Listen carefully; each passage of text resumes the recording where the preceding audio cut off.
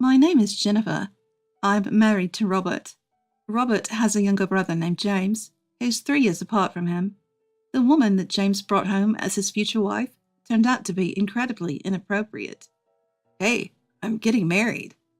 James looked genuinely happy when he said this and introduced us to his fiancée. Hi, I'm Elizabeth. Nice to meet you. Elizabeth was a flashy dresser, decked out in designer brands. Her makeup and nails were bold, making her a little intimidating at first glance. But after talking to her, we found her to be outgoing and charming. We were genuinely happy for brother-in-law's marriage. Robert's parents have both passed away. His mom died when he was in 7th grade, and his dad died 2 years ago. So neither Robert nor brother-in-law have parents anymore. I bet Mom and Dad are celebrating your news up in heaven, said Robert. Look, I've been depending on you for so long, Robert. I don't expect that to change once we're married. Brother-in-law added, Don't say that, or I'll be taking care of you forever. Ha! Robert replied, both of them laughing joyfully.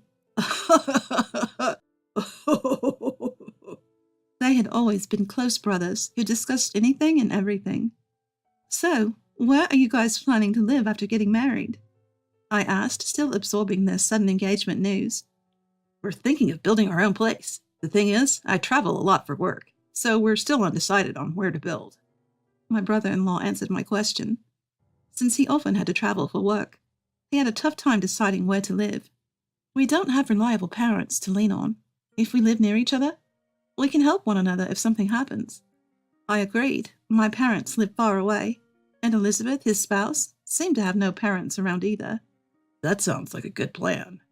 Yeah, but properties around here are expensive. We're not rich like Robert, so it's a tough call. The idea to live nearby was a casual suggestion, but they took it seriously and moved into a house relatively close to ours. After they settled in, we frequently had barbecues and drank together. It was a good time. Months later, they were blessed with a baby on the way. But tragedy struck the elated brother-in-law. On his usual trip back from work, he fell asleep at the wheel and passed away. Robert was consumed by grief over the sudden loss of his beloved brother. Elizabeth, on the other hand, didn't seem that devastated. Normally you'd be distraught, especially with a baby coming. But not her. She did cry, but it looked fake, making me wonder. Feeling uneasy, I reached out to her. If you need anything after the baby comes, you can always rely on us. We'll support you in any way we can. Thank you. That was the last we saw of Elizabeth. Months later, we received a birth announcement from her and went to visit. But she said she was too busy to invite us in, so we left the gift at the door and went back home. It's crazy that we couldn't even see the baby when we came to visit. Absolutely. Our distrust towards Elizabeth only grew. After that, it felt like she was avoiding us. Anytime we reached out, she claimed she was too busy to meet. Then, before we knew it, a year had passed since brother-in-law's death. Out of the blue, Elizabeth showed up at our house. It's been a while, Jennifer. Long time no see. How have you been? What brings you here all of a sudden? I came because I need some advice. Is Emily not with you? Emily's at preschool. Being alone at home with her all the time was driving me crazy, so I enrolled her right after she was born. Oh, I see. Are you working then? Working? No way. Oh, okay. Good on you for managing preschool then. I got her in because I was diagnosed with depression after my husband's death. I got a doctor's note and everything. Wow, didn't know that was an option. Anyway, the reason I came today is that I need advice. Right, what's going on? Then, Elizabeth's next statement left me shocked. Would you mind paying our property taxes? What? What? Property taxes? Where is this coming from? We don't have money to pay the property taxes. Why would you think we'd pay it for you? You said we could ask you for anything, didn't you? Well, yes, but... Plus, you guys were the ones who insisted we live on that land. We never insisted. Regardless, property taxes for that land are higher than other places, and it's really causing us problems. Why don't you just work a bit and pay it yourself? I can't work. I've even got Emily in preschool. based on the excuse that I can't work due to mental illness. That's not our problem. Please, if we can't pay the property tax, we won't be able to live in that house. Look, I don't know all the details, so I'll discuss it with Robert when he gets home. Please do. After showing up out of the blue and making such an unexpected request, Elizabeth left. When Robert got home, I told him about Elizabeth's sudden visit and her asking us to pay her property taxes. Of course, Robert was surprised, but he was also angered by her audacity. A few weeks later, we invited Elizabeth over to our house to discuss something important. We timed it so that her daughter Emily was at preschool, allowing the three of us to talk. Elizabeth arrived in a good mood. She probably thought we were going to help her with her property taxes. Robert, it's been a while, Elizabeth greeted. You seem well. I heard from Jennifer, but let's hear it from you. What did you want to talk about? Well, I hate to be a bother, but I came to ask for help with the property taxes, she admitted. Why can't you pay them yourself? Is there a reason? I'm still dealing with emotional stress and can't work. And with a young child, I just don't have the money for the taxes. So, you can't handle unexpected expenses? Exactly. The property taxes are way too high. After all, it was you guys who decided we should buy that house on that land, so it's your responsibility too. Help us out. Why don't you have the money in the first place? I'm a single mom. It's tough. Survivor's benefits alone don't cut it. I'm barely making ends meet and can't handle sudden expenses like taxes. You're lying about not having money, Robert retorted. I'm not. I lost a breadwinning husband. Are you out of touch with reality? You think I don't know anything? Robert said something rather cryptic. Hearing those words, Elizabeth's expression changed slightly. Whoa, you're scaring me, Robert.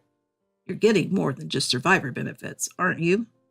What are you talking about? That's all I get, she defended. It's pointless to lie. I know everything. You're getting money from life insurance, too. Elizabeth remained silent. My brother had life insurance, you know. He was insured for about $1,000 a month until about age 60. So what? As his wife, it's my right to receive that money. You have no right to question me. But you do get a good amount of money every month with survivor's benefits and the insurance money, don't you? It's still not enough for everyday living. We have a mortgage. You've paid off the mortgage, haven't you? Don't you also get various other forms of assistance? How do you know all this? My brother consulted with me about everything, especially financial matters, so I know it all. I see. But like I said before, I'm his wife and Emily is his daughter. How we use that money is none of your business. Fair point. But since money is coming in, you should manage it properly and pay your own taxes. Robert, you work for a big corporation and you're rich. Why can't you just help us out a little? You're being too stingy.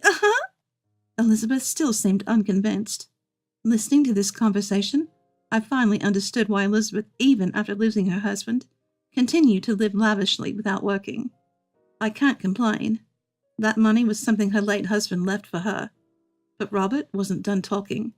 That's when I came to know an unbelievable fact. So earlier, you said the kid is James's. Is that true? What? What are you talking about? Of course it is. Well, that's good. Because if it's not, we have a big problem. Isn't that quite rude? I just lost my husband. Don't start accusing me of things.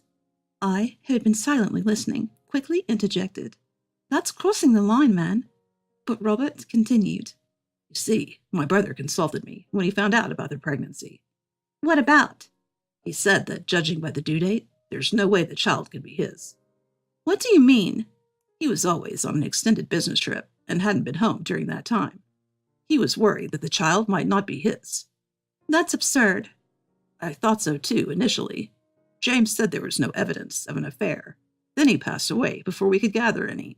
So it was a misunderstanding, right? After James was gone, I couldn't shake off the thought, so I investigated. Investigated what?